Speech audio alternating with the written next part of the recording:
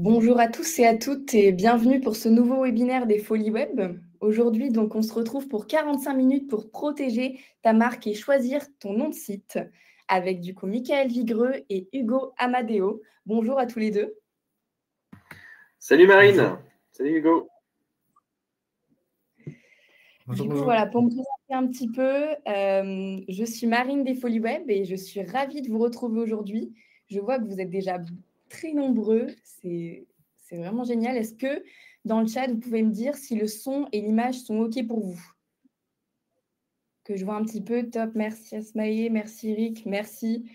OK, génial. Voilà, pendant ce temps, moi, je vais commencer un petit peu à lancer ma présentation pour vous parler des Folies Web.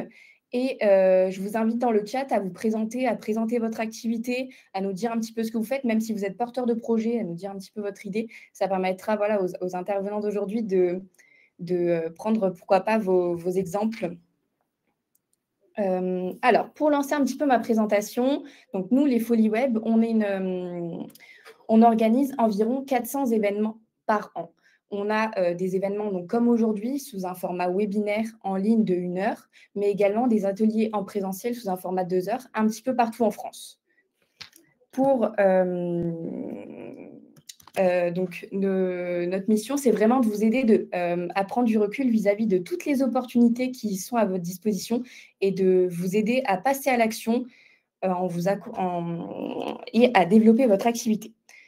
Pour les ateliers des Folies Web, si jamais ça vous intéresse, des ateliers en présentiel un petit peu en France, je vous mets un lien dans le chat et je vous invite voilà, à aller voir s'il y a des ateliers près de chez vous. Nous avons 2 partenaires co-organisateurs qui nous permettent d'organiser ces webinaires. Voilà, je vais laisser la parole à Michael pour qu'il vous en dise un peu plus sur l'AFNIC.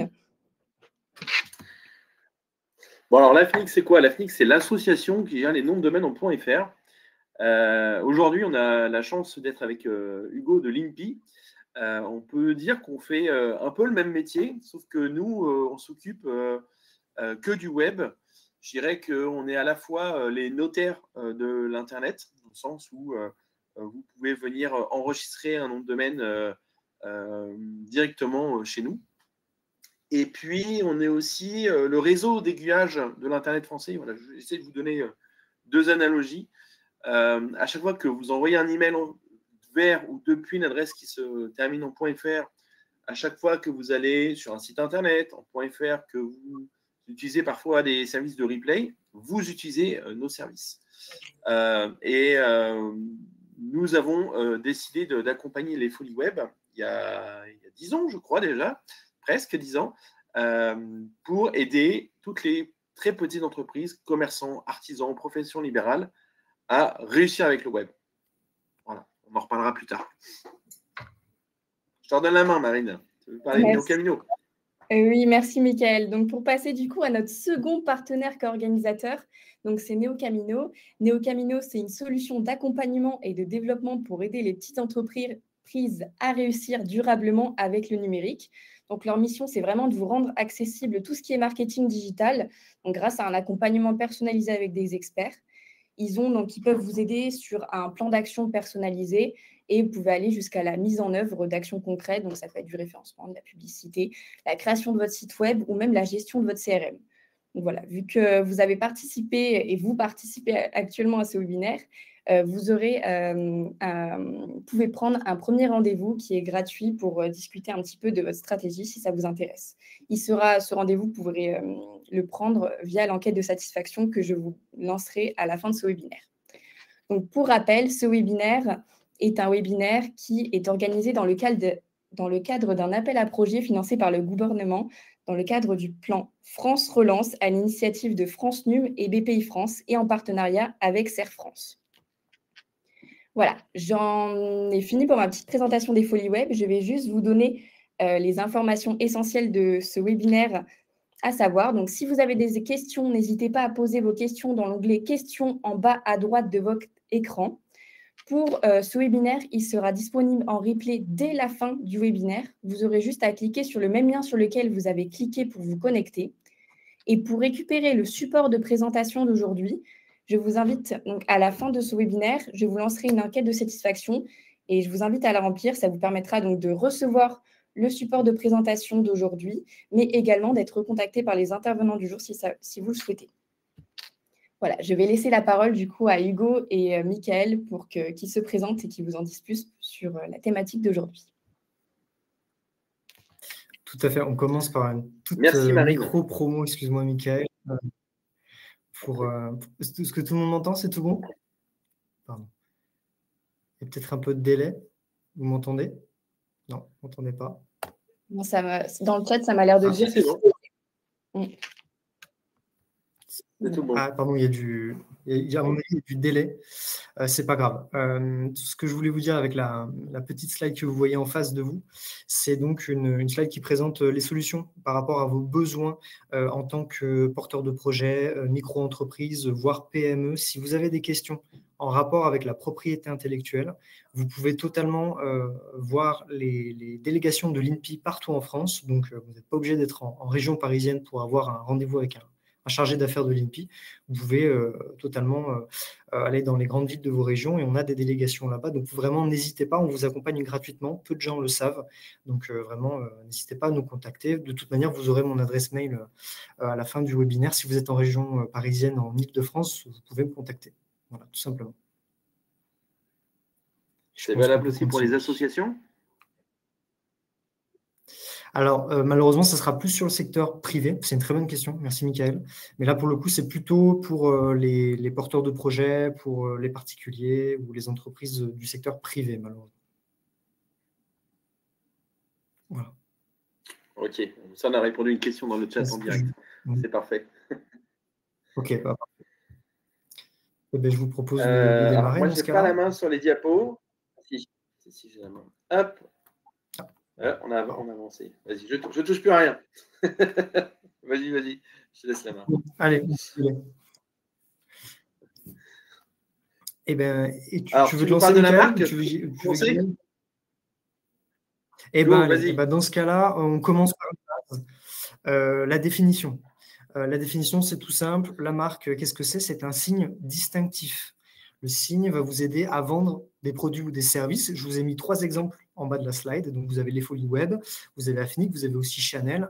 Et comme vous pouvez le voir en bas, vous avez des libellés, c'est le nom qu'on donne juridiquement, en fait, aux produits ou aux services que vous allez vendre avec les marques. Donc, en l'occurrence, si on prend l'exemple de l'Afinic, on a vu que l'Afinic, l'association, avait déposé une marque pour vendre éventuellement des produits et des services qui sont des guides. Ils font aussi de la gestion d'affaires, services juridiques, etc. Chanel, Chanel en a énormément, hein, bien évidemment, mais vous pouvez voir que là, typiquement, c'était une marque pour protéger les lunettes, le textile, blanchisserie, etc. Donc, votre marque doit faire automatiquement référence à des produits et à des services. On y reviendra, mais c'est le but d'une marque. Il ne faut pas déposer une marque pour déposer une marque, on dépose une marque pour vendre des produits et des services. Et le nom de domaine dans tout ça, Michael, qu'est-ce que ça nous dit?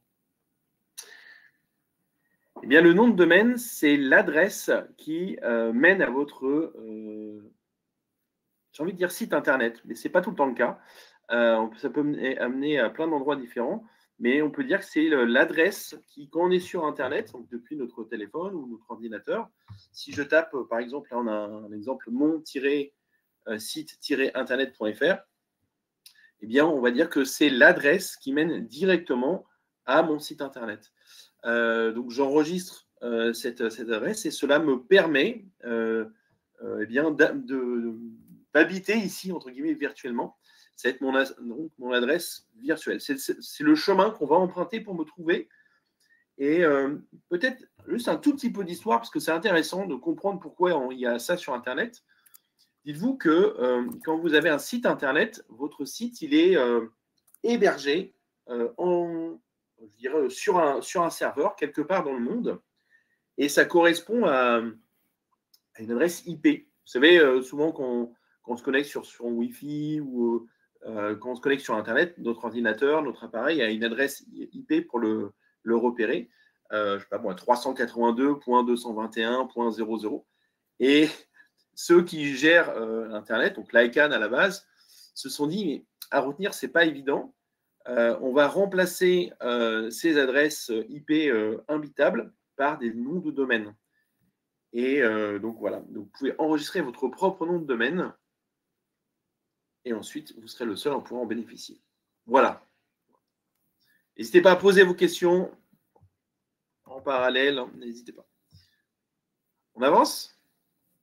Allez. Dans ce cas-là, on continue. Alors, la marque, c'est un monopole d'exploitation qui vous est donné. Donc, demain, si je dépose ma marque à l'INPI, donc mon signe distinctif, si vous suivez, si je le dépose demain à l'INPI, je vais avoir un monopole d'exploitation sur tout le territoire national français. Et la marque va vous permettre, puisque c'est un titre de propriété industrielle, ça va vous permettre d'attaquer en contrefaçon et surtout de vous défendre vis-à-vis éventuellement de tiers qui auraient déposé des logos, des sons, du texte qui serait identique ou similaire à ce que vous avez déposé. Donc, sans la marque, je ne peux pas agir en contrefaçon. Je peux éventuellement agir en concurrence déloyale, mais vous allez voir que c'est quand même beaucoup plus hasardeux qu'agir sur le fondement du droit des marques. Donc, la marque, c'est un petit peu le b.a.-ba, c'est le titre dont va disposer toutes les personnes à partir du moment où, toutes les sociétés à partir du moment où ils ou elles vendent des produits ou des services. C'est vraiment, même si vous avez une activité où vous vendez des logiciels, où vous créez des applications ou que sais-je, vous vendez même des produits, voilà, que sais-je, la marque, c'est vraiment le b.a.-ba. C'est en général ce que tout exploitant a. Et le nom de domaine, alors? Le nom de domaine, j'aurais pu dire la même chose que toi, Hugo, en fait. On a aussi un monopole d'exploitation. À partir du moment où j'enregistre le nom de domaine, et je venais juste de le dire, je suis le seul à pouvoir exploiter, et même techniquement d'ailleurs. Personne ne pourra utiliser techniquement mon nom de domaine. Et donc, avec mon nom de domaine, je peux créer un site internet. Je peux créer et donc avoir une adresse du type maboîte.fr ou www.maboîte.fr, je fais ce que je veux. Et je peux également créer autant d'adresses mail que je veux, contact@maboîte.fr, bonjour@maboîte.fr, michael@maboîte.fr, etc., etc. Si je vous prends l'exemple très connu, il y a une entreprise qui s'appelle Google qui a enregistré le nom de domaine gmail.com. Et donc, gmail.com, c'est un seul nom de domaine. Donc, un nom de domaine, c'est bien le nom, donc là, ma-boîte.fr. Donc, le nom plus l'extension, c'est ça un nom de domaine. Et avec, je peux mettre des choses avant, ce qu'on appelle des préfixes, mais on ne va pas rentrer dans le détail, ou bien je peux créer un arrobase maboîte. Donc, techniquement, ça voudrait dire, quand j'envoie un mail à contact@maboîte.fr, j'envoie un mail qui part dans la zone.fr, dans le répertoire ma boîte qui est donc dans la zone.fr et qui, dans ce répertoire, part à l'utilisateur contact. C'est un peu comme ça qu'il faut le lire, de droite à gauche. Et aussi, nous aussi, on peut s'attaquer et défendre. On a aussi de la contrefaçon sur les noms de domaine. On appelle ça soit du cyber-squatting ou du typo-squatting. Si je prends inpi.fr, que je remplace un i par un L minuscule, ça se ressemble beaucoup. Et pourtant, ce n'est pas la même adresse. Donc, il y a aussi on peut aussi se protéger et attaquer ceux qui essaient de tricher. Par exemple, Google avec 3 O. Voilà. Allez, next. Alors, ça, c'est le slide sur la partie un peu administrative. Comment on dépose? Alors, c'est tout simple. Pour la marque, le dépôt se fait en ligne. Il n'y a plus de formulaire papier. Donc, vous avez l'adresse entre parenthèses. Donc, c'est procédure au pluriel.inpi.fr. Et qui peut déposer une marque? Eh bien, c'est toute personne physique ou morale qui peut faire le dépôt. Attention, si éventuellement vous n'êtes pas domicilié dans l'Union européenne ou dans l'espace économique européen, donc c'est l'EEE ou en Suisse, vous allez avoir besoin d'un mandataire pour faire le dépôt en France. Pour tout ce qui est dépôt à l'international, je regarde le chat aussi en parallèle, on y reviendra après. Là, pour le coup, si je peux répondre à quelques questions, si vous déposez votre marque à l'INPI, vous ne serez protégé, encore une fois, que sur le territoire national français. Si vous voulez être protégé ailleurs, il faudra faire soit des extensions, soit aller voir l'équivalent de l'INPI sur les territoires qui vous intéressent. Voilà, tout simplement. Et le nom de domaine, j'ai l'impression que c'est un peu plus simple, Michael, si je ne dis pas de bêtises. Oui, c'est devenu beaucoup plus simple au cours des dernières décennies. Qui peut enregistrer un nom de domaine? Déjà, tout résident européen, c'est important, tout résident européen peut enregistrer un nom de domaine en .fr. Ça veut dire que un Français peut enregistrer, il n'a pas besoin de cabis. Voilà, à titre personnel, Michael Vigreux, j'ai plusieurs noms de domaine. Un Chinois qui habite en Lettonie peut enregistrer un nom de domaine en .fr. Par contre, un Français qui habite au Brésil ne pourra pas le faire, parce qu'il n'est pas résident européen. Attention. Voilà. Comment je fais pour l'enregistrer? Donc, je vais chez un hébergeur, quel qu'il soit, celui que vous préférez. Sur le site réussir en .fr de l'AFNIC, vous le retrouverez à la fin de la présentation. Vous aurez une sélection d'hébergeurs chez qui vous pourrez aller enregistrer. L'idée, c'est de prendre celui que vous voulez, mais vous ne pouvez pas l'enregistrer directement auprès de l'AFNIC. Voilà, c'est comme ça. On ne travaille qu'avec un réseau de ce qu'on appelle de bureaux d'enregistrement. Alors, je peux vous en citer plein. Les plus connus, OVH, Gandhi, Ionos, Hostinger, Orange, Bouygues, SFR, Free, Wix. Voilà, faites vos jeux. Ce qu'il faut, il vous faut un prénom, un nom, une adresse postale, un email, un numéro de téléphone et un numéro de carte bleue pour acheter votre nom de domaine la première année. Mais si vous avez ça, c'est bon, on ne vous demandera strictement aucun document. Voilà. Il n'y a pas de contrôle a priori, mais il peut y avoir un contrôle a posteriori. Voilà. C'est pour ça que tout résident européen peut enregistrer un .fr s'il n'y a pas aucun contrôle. Oui, il y a des malins qui, à l'autre bout du monde, essaient d'enregistrer les noms de domaine, ils y arrivent, et ils peuvent se faire attraper par la patrouille, et donc on peut leur couper les noms de domaine. Voilà. Donc, pour déposer, c'est vraiment très simple. Et je crois qu'on a spoilé un petit peu sur la suite. Hop, on a cliqué tous les deux en même temps. Pardon, on a cliqué en même temps. Combien ça coûte Combien ça coûte? Alors, 190 € pour une marque française avec une seule classe de produits et de services. Donc, c'est là où, pareil, par rapport à ma première slide, donc, je vous rappelle, une marque doit être déposée pour vendre des produits et des services. Chaque produit et chaque service est en fait rangé dans une classification. C'est pour ça qu'on utilise le terme de classe de produits et de services. Cette classification, en fait, dénombre 45 classes différentes.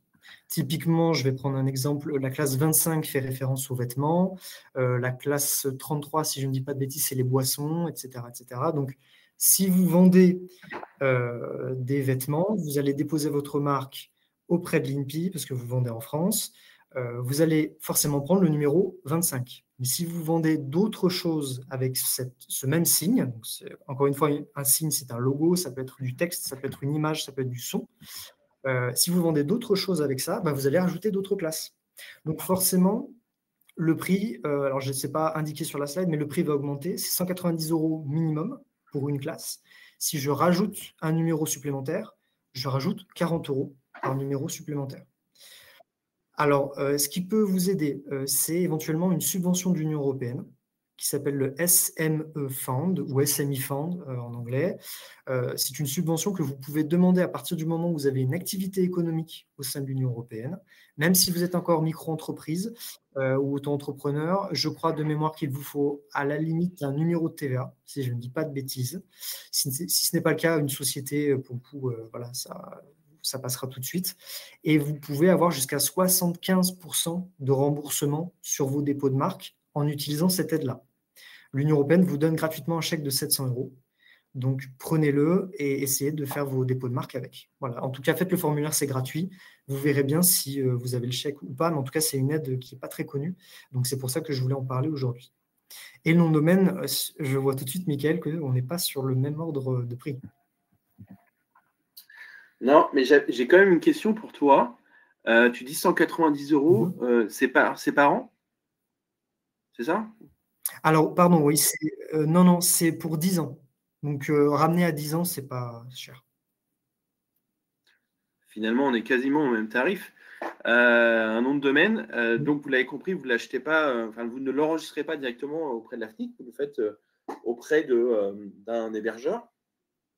Et le tarif, généralement, c'est simple, vous allez sur Google et la première année, on va essayer de vous attirer avec des tarifs compris entre 0 et 5 €. Et en renouvellement, c'est ce qu'il faut regarder, puisque une fois que vous avez votre nom de domaine, ça va, vous allez garder sur toute la durée de votre activité généralement, ce que je vous conseille de faire. C'est entre 8 et 15 euros l'année. Voilà. Et là, je viens de voir passer Eric qui donne une information qui est importante, je vais la relayer. C'est que oui, en effet, vous devez être titulaire. On dit pas propriétaire, on est titulaire du nom de domaine. Ce n'est pas au cousin qui a créé le site internet pour vous. Ce n'est pas au Presta, à l'agence web qui fait le site internet pour vous, mais c'est vraiment à vous de l'enregistrer vous-même. Et pour le coup, il y a zéro, on l'a vu juste avant, hein, il faut nom, prénom, adresse mail, numéro de téléphone. Vous n'avez besoin que de ça. Donc, il n'y a aucune connaissance technique préalable, technique ou juridique, pour pouvoir enregistrer son nom de domaine. Donc, c'est vraiment, ça, c'est vraiment. Alors là, je viens de voir un message. Possible d'écrire ici le lien de l'Union européenne, SVP, le nom. Je ne comprends pas le message de Johan. Je pense que c'est par rapport à moi, mais vous tapez juste SMI Found. C'est pas. Ouais, voilà, SMI Found, ouais, c'est ça. Ok. Et donc, voilà, un nom de domaine, ça ne coûte pas cher. Je vais me poser à moi-même une question, c'est est-ce que je peux enregistrer qu'un seul nom de domaine? Eh bien non, je peux en enregistrer autant que je le souhaite. Donc forcément, à chaque fois que j'enregistre un nom de domaine supplémentaire, je vais payer entre 10 et 15 euros par an. Et donc, je vais peut-être vous dire autre chose, une question que vous allez peut-être poser plus tard, mais finalement, quel nom de domaine je choisis? Moi, j'ai tendance à vous dire que d'un point de vue juridique, il vous faut le .fr et le .com pour vous protéger.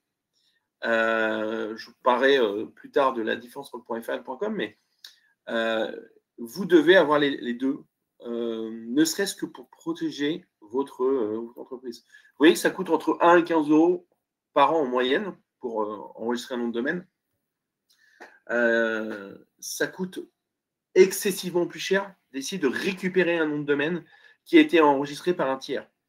Admettons que vous enregistrez votre nom de domaine en .fr là, et puis qu'il y a un petit malin à l'autre bout de la planète enregistre le même nom de domaine mais en version .com.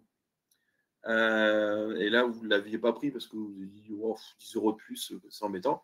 Là, il va vous contacter et potentiellement, il peut vous dire je vous vends j'ai réussi à enregistrer à vous récupérer le nom de domaine en .com. Je vous le vends 15 000 $. Est-ce que ça vous intéresse?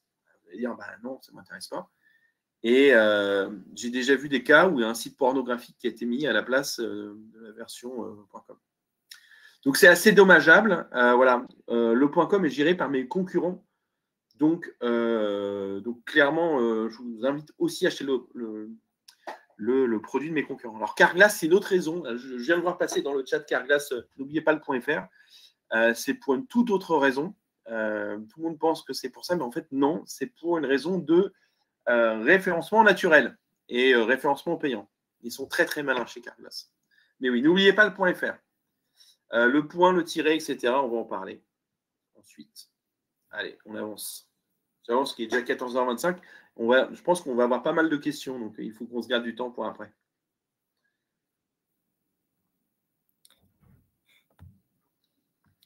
Donc, les délais pour obtenir la marque. Alors, c'est l'enregistrement d'une marque, c'est entre 4 et 6 mois après le dépôt. Alors, attention, comme je l'ai mis juste après, il est tout à fait possible d'exploiter votre titre avant son enregistrement. Donc, vous n'êtes pas obligé d'attendre le papier de l'INPI qui vous dit, voilà, on vous donne le titre, vous avez le papier entre les mains. Vous n'êtes pas obligé d'attendre ce délai-là. Alors, forcément, moi, je vous recommande, si vous pouvez, d'attendre quand même d'avoir le papier de l'INPI qui vous dit noir sur blanc que vous avez la marque, que vous êtes titulaire. Mais il est tout à fait possible, pour X ou Y raison, de ne pas forcément attendre la fin du délai. Mais par contre, c'est à vos risques et périls. Pourquoi?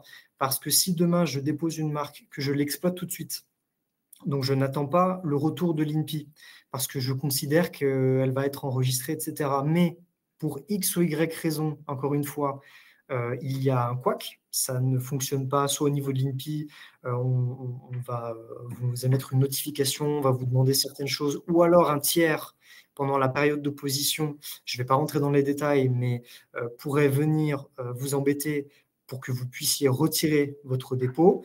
Eh bien, vous, si vous ne faites rien et que vous perdez votre marque que vous avez déposée alors que vous l'avez exploitée, vous avez fait des flyers, vous avez utilisé la marque pour la devanture de votre commerce ou je ne sais pas quoi, ou pour votre site internet, bah, malheureusement, si la marque tombe par la suite, vous ne pouvez pas prétendre avoir été protégé pendant cette période-là. D'accord ? Donc faites vraiment attention. Moi, je vous recommande encore une fois d'essayer d'attendre l'enregistrement complet et final de l'INPI pour être sûr que du côté de l'INPI, c'est tout bon. Du côté des tiers, personne s'est réveillé pour venir vous attaquer. Et dans ce cas-là, vous pouvez l'utiliser normalement plus sereinement que si vous n'attendez pas. Voilà. Et par rapport au nom de domaine, alors, qu'en est-il ? Alors, il y a quand même quelque chose qui nous rassemble, même si là, il y a une différence. On a à la fois une différence et quelque chose qui nous rassemble, dans ce que tu viens de dire.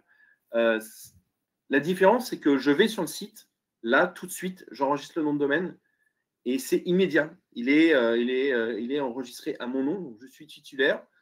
Par défaut, c'est pour une période d'1 an. Je peux enregistrer jusqu'à 10 ans d'un coup. La règle, je l'ai mis parce que je l'ai mis en italique juste en dessous parce que c'est vraiment une phrase qu'on se répète en permanence dans notre industrie. Premier arrivé, premier servi. Typiquement, il y a des petits malins, ne le faites pas, mais il y a des petits malins qui s'amusent à enregistrer, à prendre les noms de tous les politiques, tous ceux qui peuvent potentiellement se présenter aux élections municipales, présidentielles, et enregistrer leur nom avec l'année. Par exemple, je ne sais pas moi, prochaines élections présidentielles 2027, je ne sais pas moi, Attal 2027, Bardella 2027, Ruffin 2027, etc., etc., etc. .fr. Ça veut dire deux choses. Ça veut dire que le premier qui a l'idée l'enregistre, eh bien, il est titulaire pour une période d'1 an tacitement renouvelable. Par défaut, c'est renouvelable. Et ça veut dire aussi que parfois, on va à des salons. La dernière fois, on s'est croisé, Hugo, c'était lors d'un salon, et toute la journée, on a des gens qui viennent nous pitcher leur projet. Ils nous disent, bah, voilà, j'ai tel projet, je vais faire ça, et le nom qu'on a choisi, c'est ça. Ils n'ont pas encore enregistré le nom de domaine, mais ils nous donnent leur nom. Et potentiellement, quelqu'un de malveillant pourrait très bien dire, attends, j'ai une idée. Je vais aller enregistrer le nom de domaine, je peux le faire directement sur mon téléphone. Allez, en 3 minutes, c'est fait sur le téléphone. Vous avez vu, nom, prénom, adresse mail, numéro de téléphone. Donc, ça va vraiment très vite pour enregistrer un nom de domaine. Et une fois que je suis titulaire, bah, il doit y avoir soit on peut prouver que la personne ne réside pas en Union européenne, c'est assez compliqué, soit on négocie avec elle et on se met d'accord sur un tarif. Voilà. Ou alors on montre qu'elle fait ça vraiment pour nous nuire. Typiquement, j'enregistre le nom de domaine ou le nom de mon concurrent. Mais là, il faut sortir les rames pour récupérer le nom de domaine. Je dirais que ce qui nous rassemble vraiment, la marque et le nom de domaine, c'est le fait que et la marque et le nom de domaine sont des actifs immatériels de l'entreprise. Encore une fois, on parlait de la marque tout à l'heure, on disait, on crée une marque, donc on va l'exploiter, on va créer des flyers, on va faire de la communication, on va investir dans du référencement, dans de la publicité, en ligne, à la télé, peut-être, j'en sais rien. En tout cas, on va capitaliser sur cette marque, on va construire quelque chose. Et cette marque va prendre de la valeur. Eh bien, en même temps, le nom de domaine va prendre également de la valeur, puisque sur le nom de domaine, on va travailler le SEO, donc le référencement naturel, on va créer un site internet, on va faire du branding, on va chercher à obtenir du lien de qualité de la part d'autres sites internet, on va créer du contenu. Si vous suivez les autres ateliers Folie Web, on va vous parler beaucoup de comment rédiger, comment faire du bon contenu, comment transformer son site pour qu'il devienne un commercial. Et si un jour vous avez pour projet de revendre votre activité, votre entreprise, eh bien, il faudra valoriser et la marque et le nom de domaine. En tout cas, pas oublier de céder les droits sur l'un et l'autre. Donc voilà, les deux sont les actifs immatériels.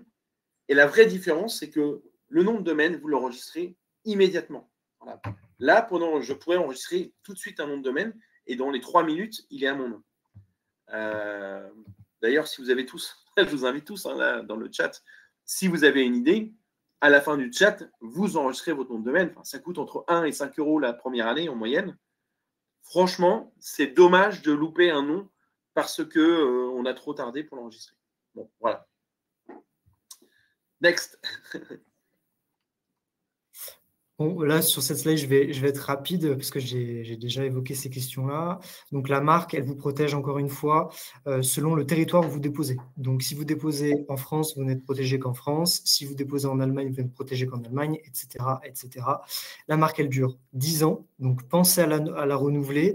Alors, mettez quand même un rappel de votre côté, même si rappel dans 10 ans, ça fait un peu long. Mais faites-le quand même parce que nous, à l'INPI, on vous envoie normalement un rappel. Mais encore une fois, s'il y a un souci technique ou que sais-je, ça vaut quand même le coup de doubler le rappel de votre côté. Donc pensez-y.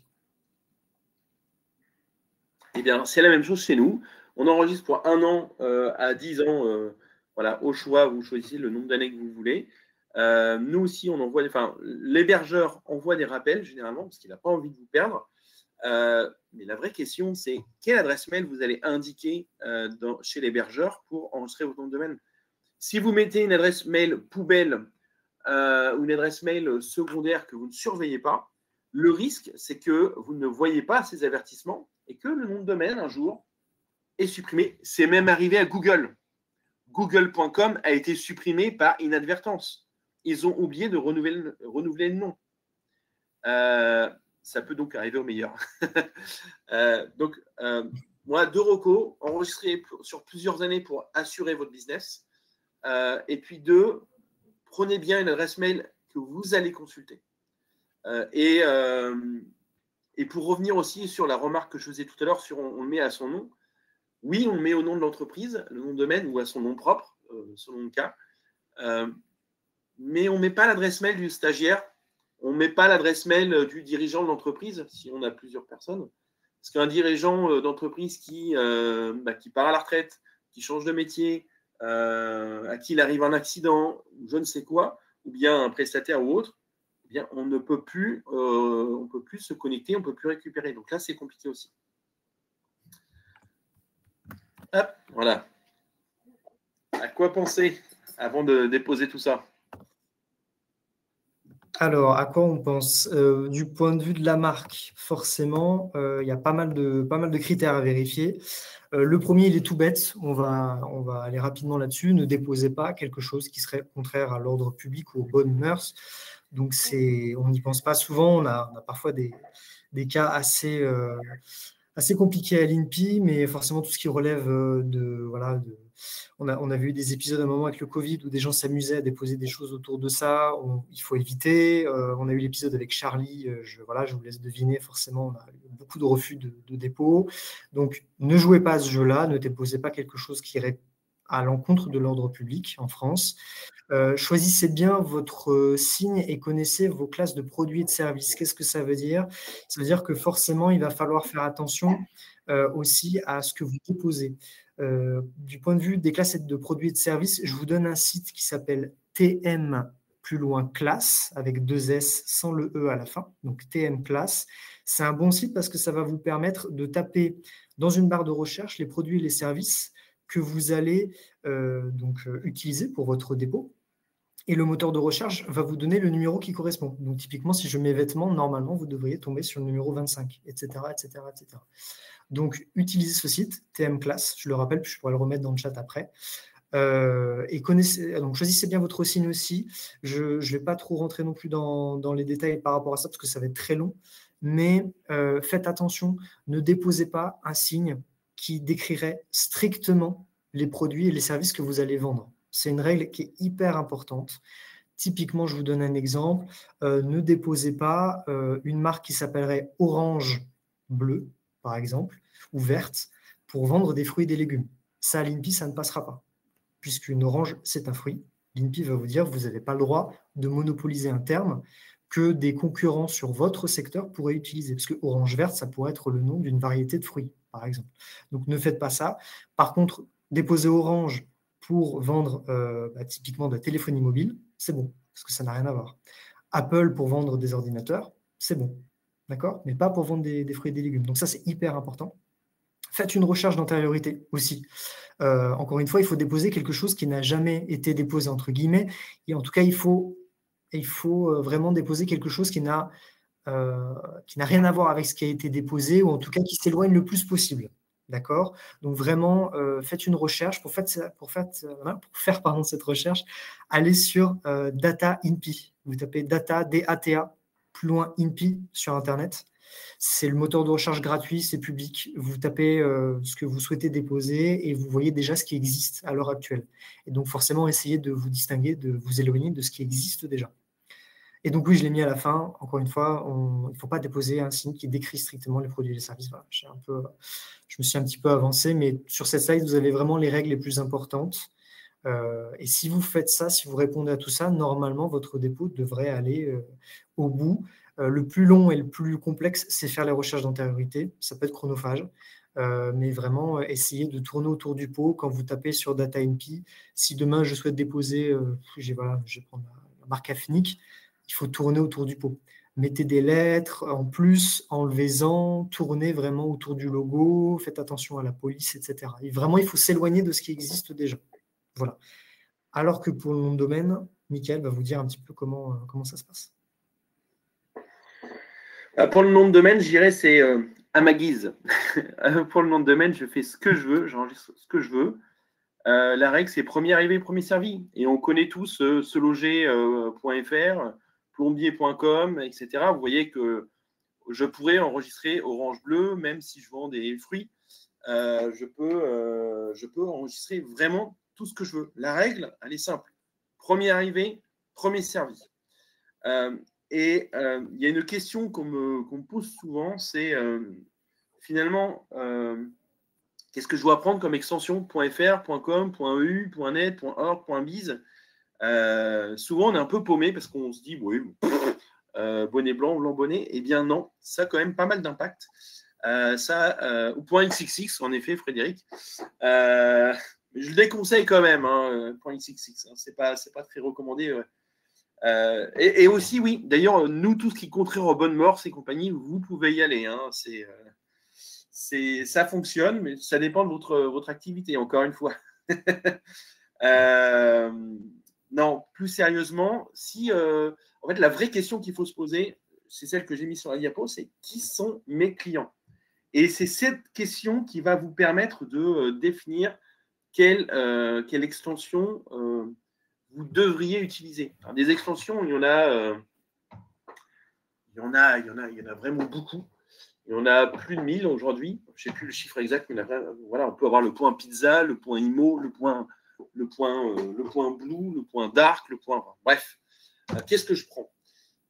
Je vous l'ai dit tout à l'heure, à mon sens, si on est une entreprise française, il faut au minimum le .fr et le .com pour vous protéger. Et la vraie question, c'est avec laquelle je communique. Alors là, j'ai un exemple à vous donner parce que je trouve qu'il est très, très parlant, en particulier pour ceux qui vont faire de l'international. Il y a un groupe qui s'appelle le groupe Shipstead. Je ne sais pas si vous connaissez Shipstead dans le chat. Hein. N'hésitez pas à dire. Mais regardez pas sur Google, sinon ce n'est pas drôle. Donc Shipstead, c'est un groupe, je crois, norvégien à la base. Et ils sont arrivés dans toute l'Europe. Ils ont ouvert des marchés un peu partout. Et ils voulaient toucher vraiment le grand public. Et ils se sont dit, mais qu'est-ce qu'on pourrait utiliser? Et donc, ils se sont réunis. Alors, ils se sont dit, bon, chipset.com, ça ne va pas être terrible parce que les Français, déjà qui ne savent pas bien parler les langues étrangères, ça va être compliqué.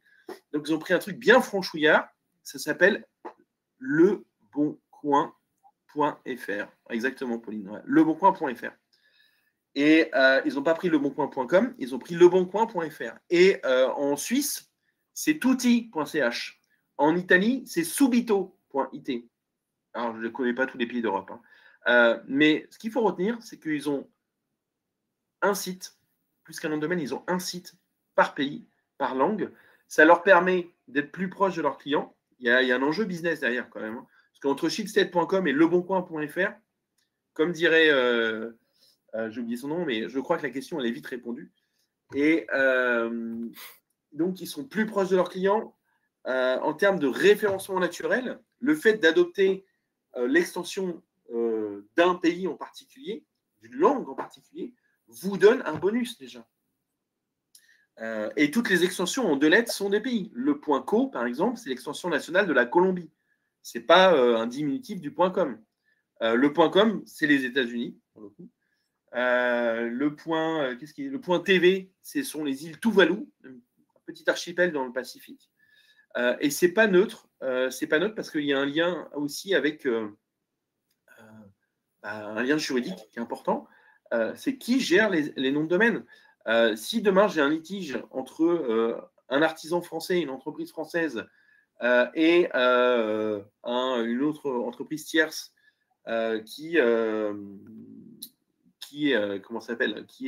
présente ailleurs dans le monde, sur le .fr, ce sera un juge à Versailles, puisqu'on est basé juste à côté de Versailles.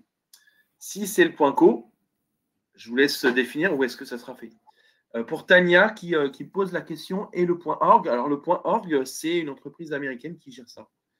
Voilà. Le .fr, c'est une association à but non lucratif, l'AFNIC. Et voilà, ça je ne vous l'ai pas dit en intro, hein, mais l'AFNIC qui gère le .fr est donc une association à but non lucratif qui paye ses impôts en France, il faut le savoir, qui emploie une centaine de personnes en France. Nos charges, on les paye ici. On ne touche pas du tout de subventions publiques. On fait du bénéfice et on s'est engagé à reverser jusqu'à 90% de notre bénéfice à une fondation qui œuvre à développer l'inclusion numérique en France. Voilà. Et certains vont dire, ouais, mais .fr, c'est plus cher. Eh bien, nous, on est à 5,07 €, au prix de gros, quand le .com, l'extension américaine, est à 12 $. Donc, expliquez-moi, chers Français, pourquoi la France est aujourd'hui un des rares pays européens, même, je dirais même occidentaux, où l'extension nationale n'est pas leader sur son marché. Aujourd'hui, vous avez 4,5 millions .com pour 4 200 000 .fr. En Allemagne, je crois que c'est à peu près 3 millions .com, j'ai plus le chiffre exact, pour 18 millions .de. Quand je dis prix de gros, Jérôme, je dis c'est le prix que je le vends à mes hébergeurs, puisque vous ne pouvez pas me l'acheter en direct. Donc voilà. Moi, je vous le dis, je leur vends à 5,07 €. Après, eux le mettent au prix qu'ils veulent. Certains le mettent à 0. Certains le mettent à 1 €. Certains le mettent à 15 €. D'autres le mettent à 50 €. Donc, il faut que vous cherchiez un petit peu. Je ne peux pas vous orienter. Mais des revendeurs, tapez nom de domaine dans Google et vous allez en trouver vraiment, vraiment, vraiment beaucoup. Et ce qu'il faut regarder, c'est le tarif, non pas en acquisition, mais en renouvellement. Voilà, j'ai avancé. Ça, on arrive dans les questions un petit peu plus sympas.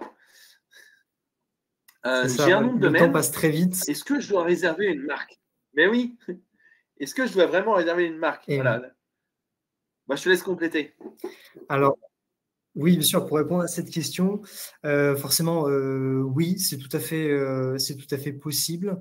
Vous n'êtes pas forcément obligé, mais on vous le recommande. Vous pouvez le voir grâce à ces 3 points sur la slide. La marque, l'objectif, c'est que vous utilisiez, que vous vendiez des produits et des services. Le nom de domaine, c'est surtout un référencement sur Internet, mais c'est là qu'on voit la complémentarité des 2 titres.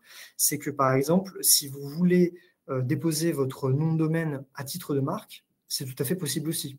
On peut le faire. Si vous pensez que votre nom de domaine représente l'univers un petit peu visuel de votre projet, c'est possible de déposer un nom de domaine à titre de marque. Ça vous fait aussi une protection en plus, c'est le 2e point.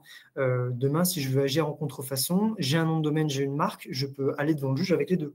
Donc forcément, vous avez 2 fois plus de poids juridiquement. Et pour finir, parce que je vois que le temps file, la marque, c'est un actif. Michael l'a très bien dit avant, comme le nom de domaine, ce sont 2 actifs que l'on peut valoriser. Ce sont des actifs immatériels, donc vous pouvez les céder, les mettre sous licence. Donc il faut vraiment aussi voir la marque comme un objet, un outil qui peut vous ramener de l'argent. D'accord ? Au début, on se dit oui, il faut absolument que je paye pour avoir une marque, ça va me coûter de l'argent, voilà. Mais il faut aussi voir ça comme un investissement.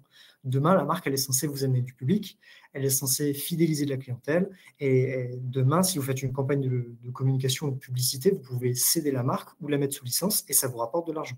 Voilà. Donc pensez-y. Je passe à la suite. Et en fait, il y a même un truc qu'on a oublié de dire tout à l'heure, mais qui est en lien avec tout ce qu'on se dit, c'est finalement, avant même d'enregistrer une marque, le conseil que je donne, c'est regarder si le nom de domaine il est libre. Parce que parfois, on se lance, on se dit « Oh, le site internet, je le ferai plus tard. Je vais créer ma marque. Enfin, je vais déposer ma marque. Et puis, donc, je vais payer les frais d'enregistrement, etc. » Et puis, on se rend compte, ah mince, le nom de domaine est déjà pris. Et tout ce que j'ai commencé à construire, finalement, je ne vais pas pouvoir le décliner sur le web parce que le nom de domaine afférent est déjà enregistré. Donc, vraiment, le conseil, c'est vraiment regarder les deux. Et aujourd'hui, je pense que toute entreprise a besoin d'être présente sur le web, de communiquer. Et là, pour le coup, le nom de domaine, vous avez vu, ça coûte vraiment pas grand-chose. C'est rapide à enregistrer. Et n'importe qui peut vous faire mal en enregistrant votre nom. Et là, je vois qu'il y a Alice Formation qui nous envoie un message en disant « C'est clair, le jour où j'ai abandonné mon nom de domaine a été pris direct. » Alors, ce n'est pas vrai pour 100% des gens, mais ce que je peux vous dire, c'est qu'il y a des gens qu'on appelle des drop catchers, dont le métier, c'est de récupérer tous les noms de domaine qui sont lâchement abandonnés par leur titulaire actuel. Pourquoi ils le font? C'est que tout simplement, si vous regardez les autres ateliers Folie Web, un nom de domaine, vous allez avoir une ancienneté, vous allez avoir des liens qui vont être pointés vers le site depuis d'autres sites. Et donc, il y a tout un travail de référencement. On dit qu'il y a un nom de domaine expiré à du jus SEO, du jus en référencement. Il y a des gens qui s'amusent à acheter des noms de domaine expirés et en faire des liens et fabriquer des liens vers leur propre site pour doper artificiellement le référencement de leur site. Et si vous ne croyez pas, allez voir sur Kifdom, K-I-F-D-O-M, kifdom.fr ou ranksplorer.fr. Ça arrive tous les jours. Et tous les jours, ça se compte en centaines, hein, ça ne se compte pas en unités ou en dizaines. Donc, voilà. Regardez si votre nom de domaine est disponible avant de le faire. Moi, je vais vous conseiller un autre site pour aller que celui qui a été conseillé dans le chat tout à l'heure, afnic.fr. Venez nous demander, c'est nous qui sommes les propriétaires de la base de données. afnic.fr. Et là, vraiment, il n'y a pas meilleur juge de paix que l'AFNIC pour les noms de domaine et l'INPI pour les marques. Alors, ça, je pense que j'aurais déjà bien parlé. Peut-être juste un point encore sur les noms de domaine. C'est comme les blagues, les plus courts sont les meilleurs. Donc, choisissez un nom qui soit bien court, lisible, mémorisable. Voilà, vous prenez ce que vous voulez.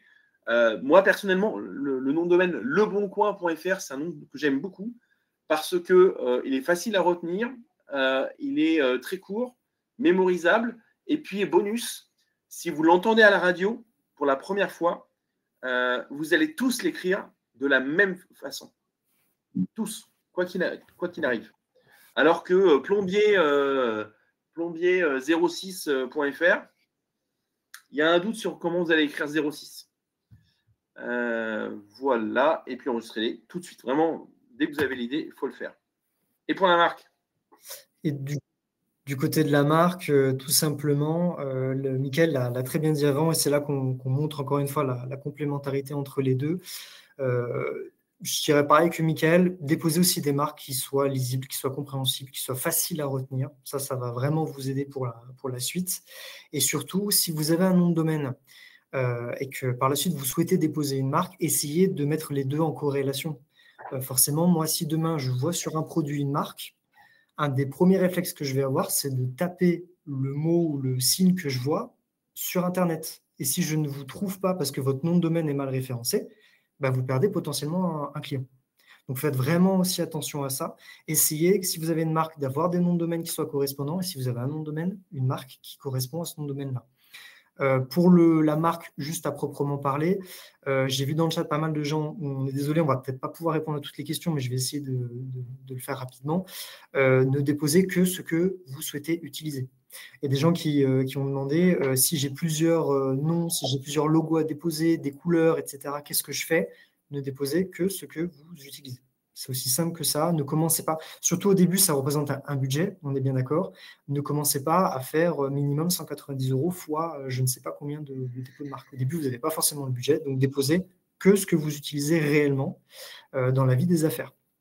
Ensuite, sollicitez un avocat spécialisé en propriété intellectuelle ou un CPI. Un CPI, c'est un conseil en propriété industrielle, surtout si vous souhaitez déposer des marques à l'international. Ça sera presque obligatoire, quasiment obligatoire, parce que ces professionnels-là sont formés pour vous aider sur ces questions-là, ou aussi des logiciels que nous n'avons pas pour vous aider à déposer plus rapidement et plus sereinement, donc n'hésitez pas à les solliciter.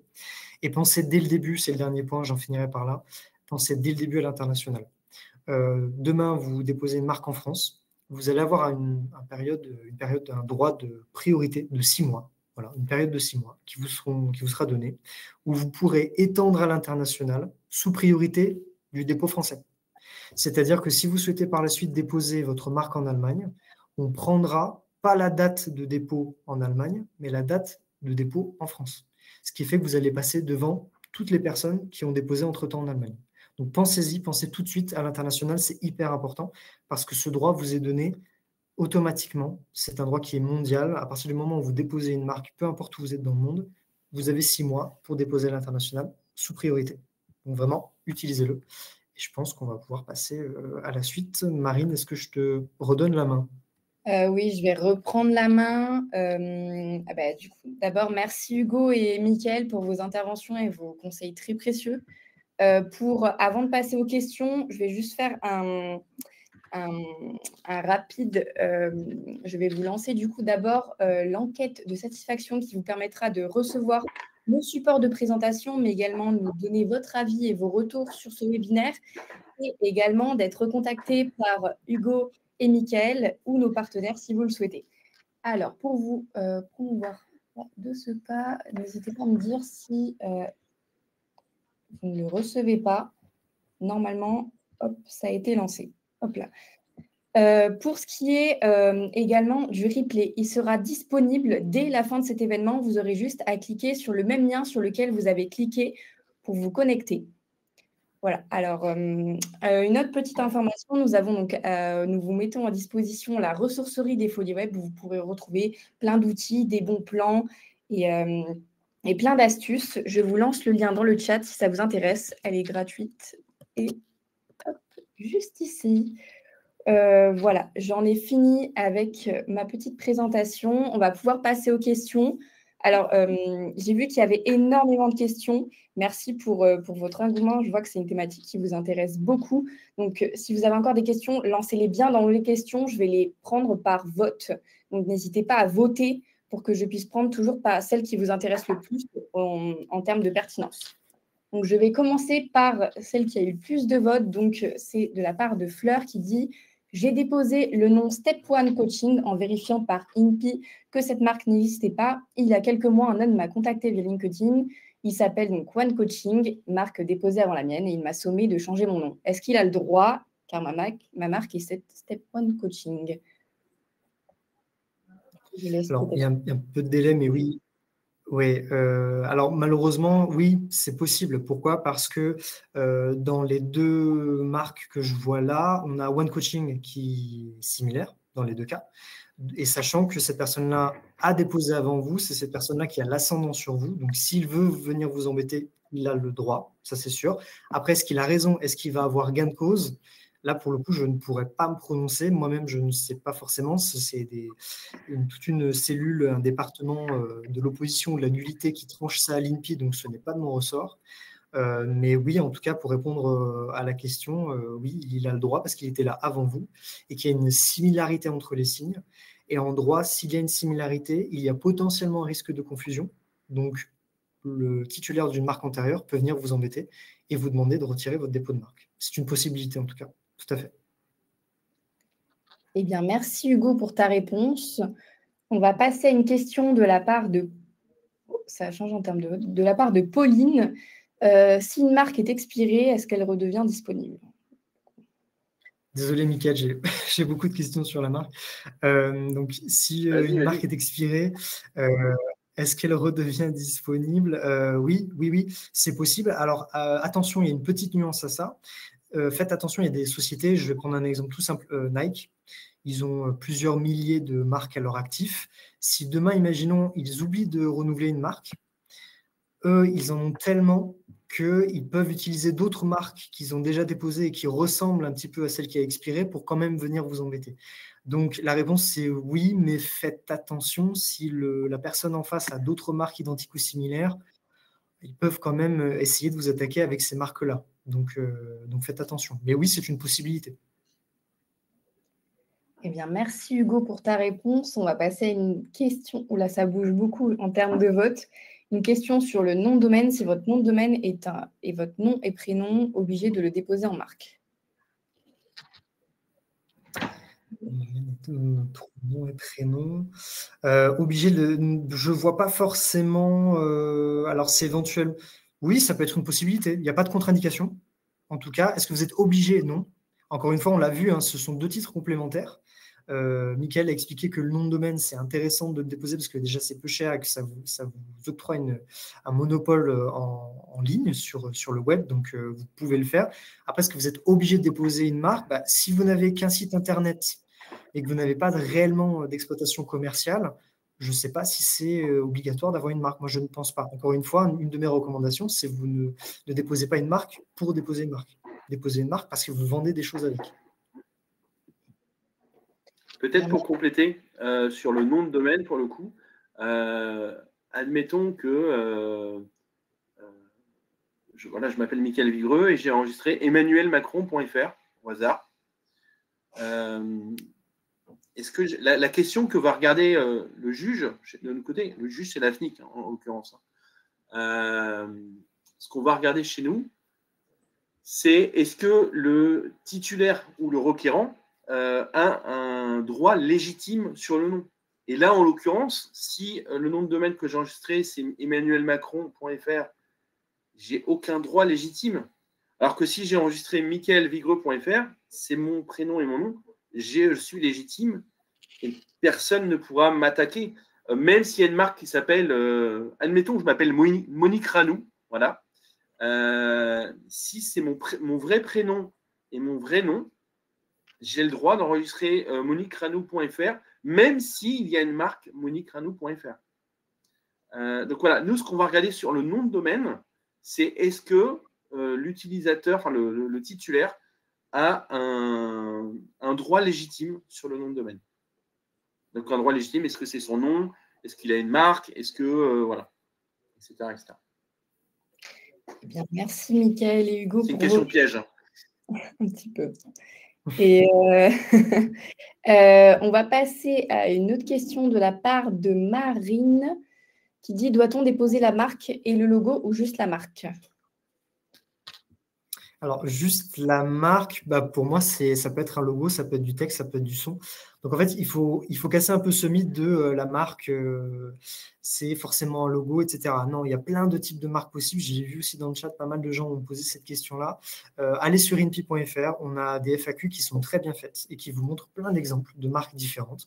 À l'heure actuelle, on peut déposer un son à titre de marque. Typiquement, la SNCF l'a fait. Voilà, pour son jingle qu'on connaît tous. Ils l'ont déposé à titre de marque sonore. Vous avez Netflix qui a essayé aussi de déposer son To Doom à titre de marque. Vous avez donc le logo Lacoste, le crocodile. C'est aussi une marque. C'est un logo dans le langage commun, mais juridiquement, c'est une marque figurative. Donc, en fait, quand vous me dites déposer la marque et le logo, je suppose que c'est est-ce qu'on doit déposer du texte et le logo ou du texte tout seul et du logo tout seul? La réponse était dans le webinaire, quand je vous ai recommandé de déposer uniquement ce que vous utilisez dans la vie des affaires. Donc, si vous utilisez un logo, ne déposez que le logo. Si vous utilisez du texte, déposez que du texte. Si vous utilisez les deux, déposez les deux. Voilà. Bien, merci Hugo pour ta réponse. On va passer à une question de la part de Alice qui nous dit: bonjour, j'ai un nom de domaine du style marieformation.fr. On peut le déposer ou c'est trop générique? Alors, déposer le nom de domaine, il est déjà si on peut enregistrer ce qu'on veut en fait. La vraie question, Le Bon Coin, c'est très générique. Plombier.fr, plombier.com, c'est très générique aussi. Ça peut être bien. Là, je suis désolé, je suis normand, donc je vais faire une réponse de normand. peut-être bien que oui, peut-être bien que non. Marie Formation, ça a l'avantage d'être court. Pour moi, on voit que voilà, l'activité, c'est de la formation, que le patron, la patronne s'appelle Marie, où il y a un lien avec Marie. Voilà, c'est très bien. J'ai aucun problème avec ça. S'il est disponible, je pense que c'est du point de vue de la marque, peut-être. C'est peut-être du point de vue de la marque, à mon avis, que la question a été posée, j'imagine. Alors, il n'y a pas de côté générique, enfin, comment dire. Il y a un caractère générique, je ne vais pas rentrer dans les détails, mais quand je vous donnais par exemple l'exemple d'orange, orange c'est un mot générique, enfin, ça désigne un fruit, ça désigne une couleur, et pourtant c'est quand même déposé à titre de marque. Par contre, ce n'est pas trop le côté générique qui peut gêner, c'est si je dépose à titre de marque Marie Formation pour vendre des services de formation, là l'INPI va vous dire non. Ce n'est pas parce que c'est générique, c'est parce que c'est descriptif, c'est ce que j'expliquais plus tôt. Ne déposez pas quelque chose qui décrit strictement ce que vous allez vendre.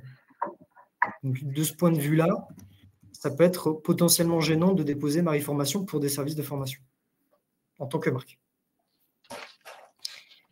Eh bien, merci à tous les deux pour vos retours. On va passer à une question de la part de Émilie qui demande si on a déposé la marque ou bien les noms de domaine en .fr et .com et que la marque est prise entre-temps. Est-ce qu'il y a une action à faire? Alors, c'est une bonne question. Donc là, c'est dans le cas où on n'a pas déposé la marque, mais qu'on a le nom de domaine. Alors, la marque, c'est comme le nom de domaine, Mickaël l'a très bien dit aussi. C'est premier arrivé, premier servi.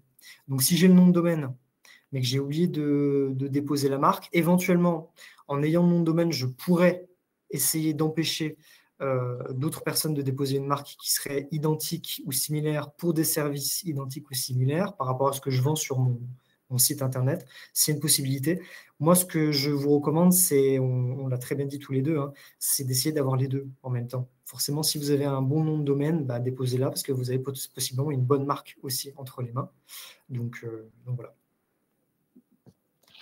Eh bien, merci Hugo pour ta réponse.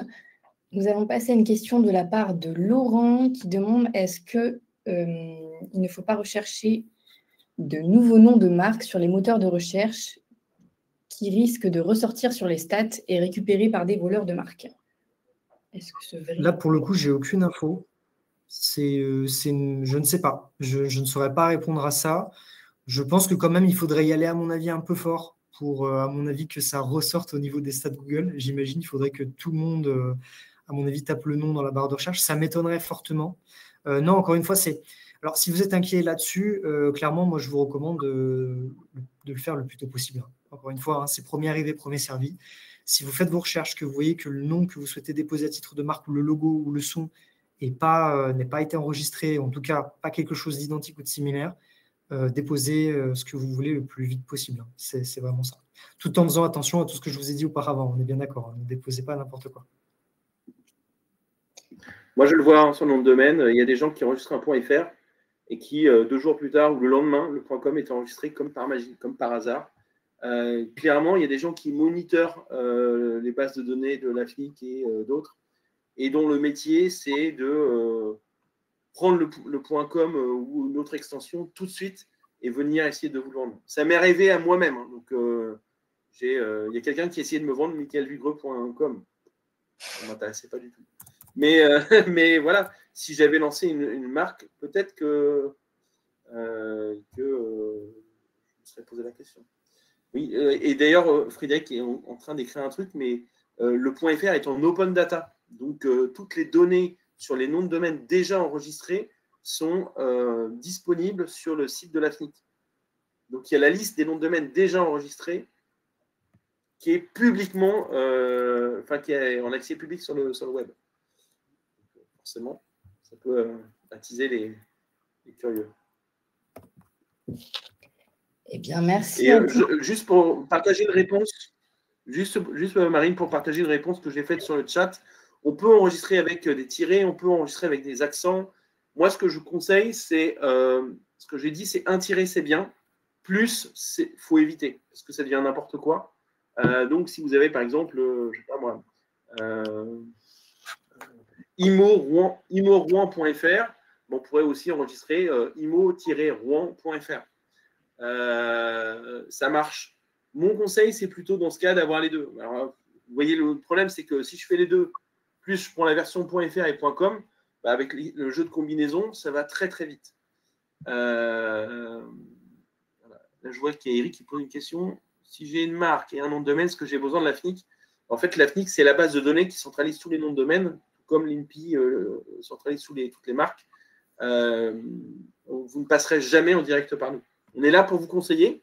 Et c'est d'ailleurs une différence encore avec le .com. Hein. C'est que nous, on est là pour vous aider, vous, entrepreneurs français.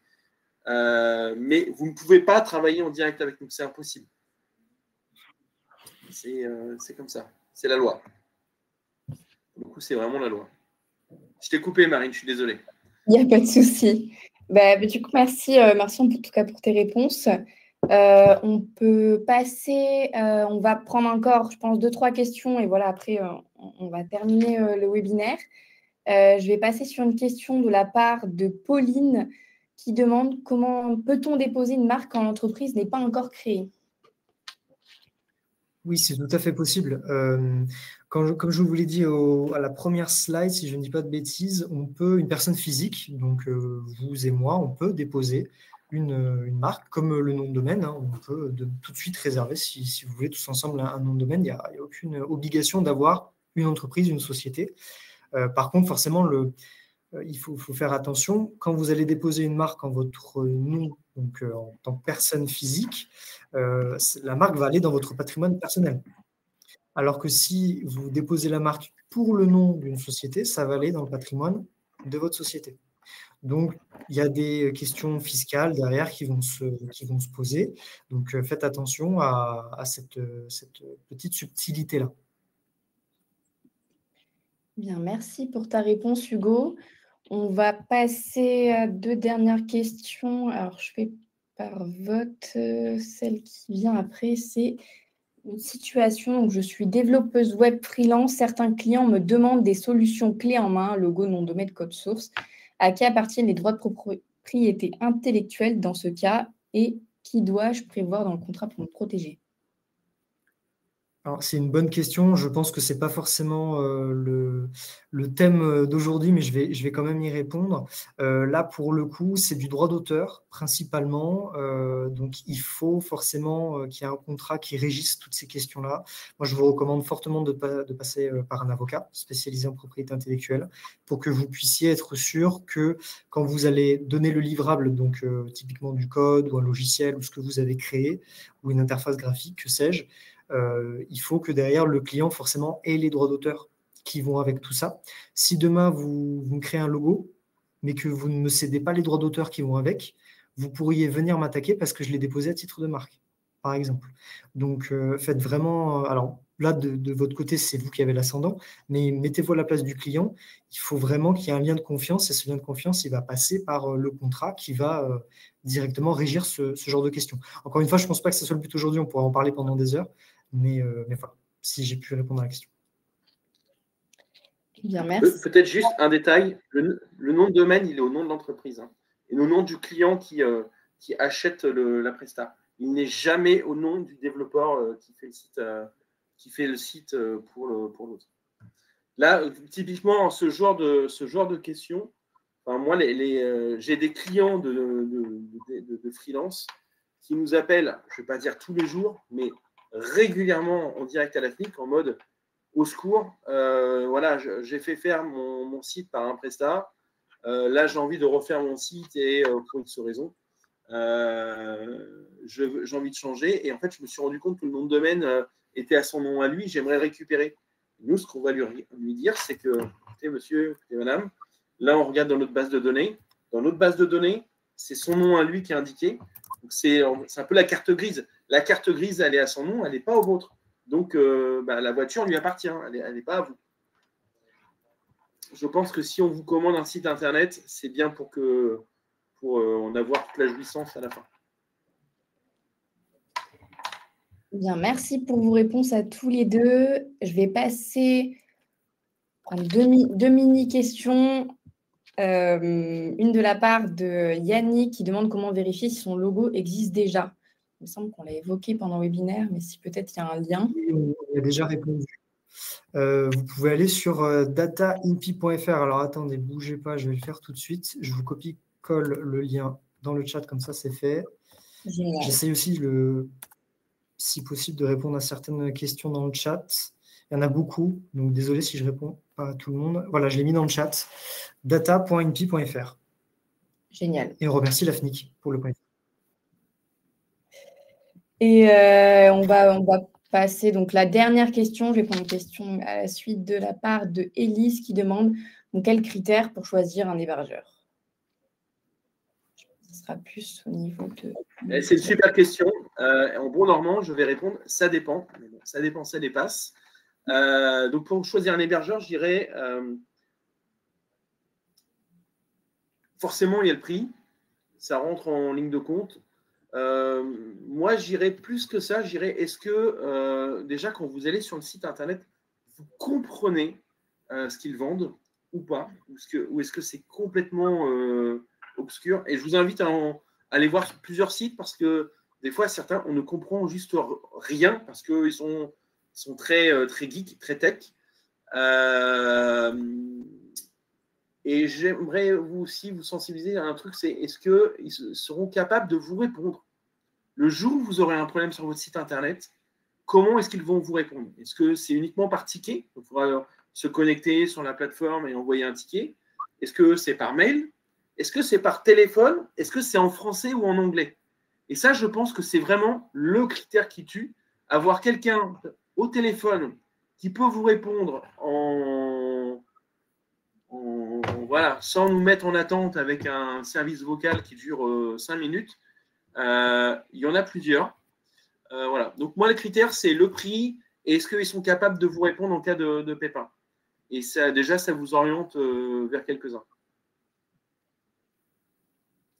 Mais je ne peux pas vous dire, je suis un peu dans la position de, je ne sais pas moi, de Vitel, qui vous dirait, achetez chez Leclerc, hein, nos bouteilles sont meilleures que chez Carrefour. Je n'ai pas le droit de vous dire ça.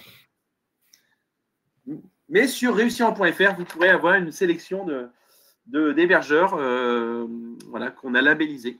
Et vous retrouverez tout ça dans la ressourcerie des Folies Web.